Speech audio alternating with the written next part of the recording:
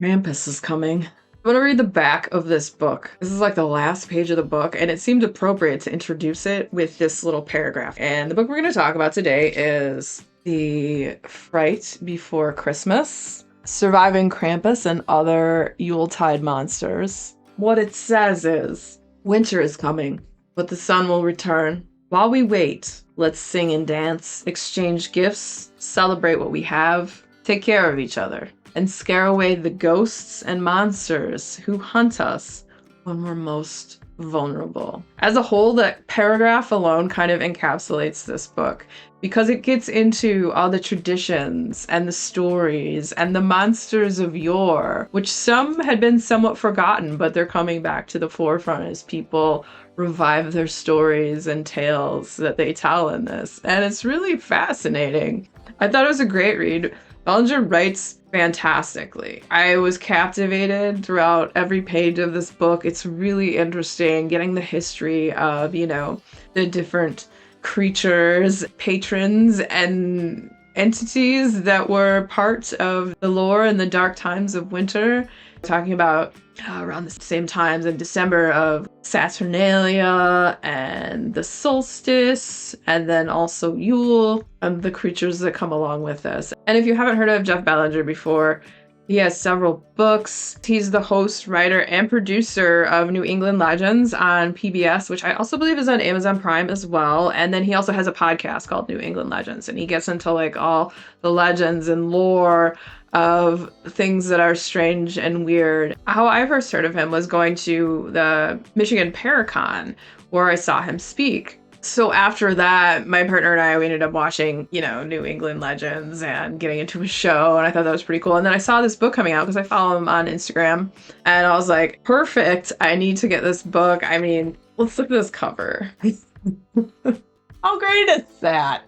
And a lot of these Yuletide monsters that come, if the kids are bad, they want to eat them or stuff them in a bag, or, you'll never hear from them again.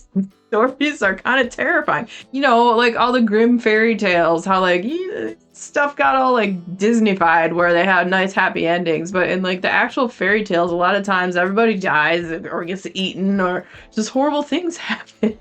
And a lot of the lore and stuff around these creatures was not always good. He goes into what it was and how some of the stories changed and evolved over the years. Some of the stuff he talks about, obviously Krampus. And there's so many other weird creatures. And he talks about St. Nicholas and also Santa Claus and where those legends came from and how stuff formed, and getting back into some of the stuff with back in the day with the church and how they kind of overlaid the Christian holidays on top of the pagan ones to detract away from the pagan ones so people wouldn't pay as much attention, and they tried to bury them and all that good stuff, which is true. It's all freaking fascinating. I love historical stuff like that, especially when it's all weird.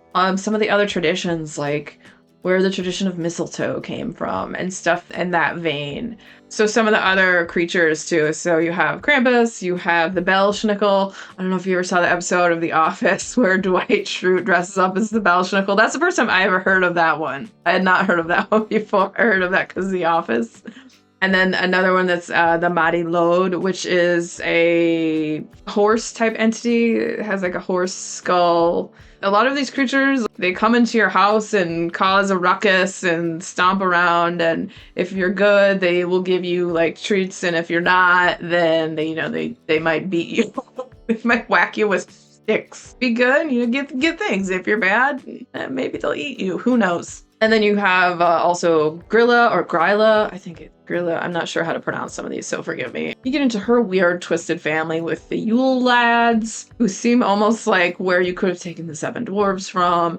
And then she's also got a scary big cat, the Yule cat, who, if you don't wear new winter clothes during the holiday, the cat will eat you. So you better make sure you either make some new clothes or wear some new clothes, or a cat's gonna eat you. Can't be helped.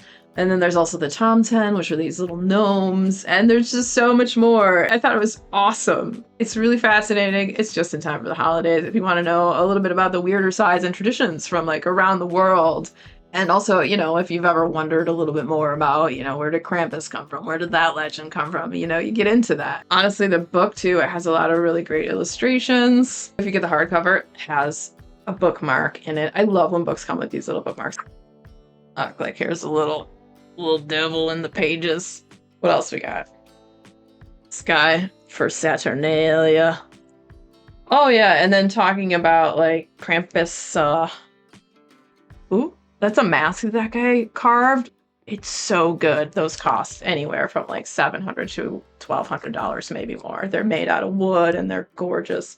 And they have like a year waiting list. But yeah, there's all kinds of just cool, fun stuff in here. So if you like weird stuff like I do and want something, you know, a little bit of the holiday spirit and a bit of the darker side, the Fright Before Christmas might just be for you. And if you are a fan of books about strange creatures, the next video coming up will be about that. So stick around, check it out. And if you had fun hanging out today, hit that subscribe button, come back, see me again, and we'll talk about more bookish things and weird stuff.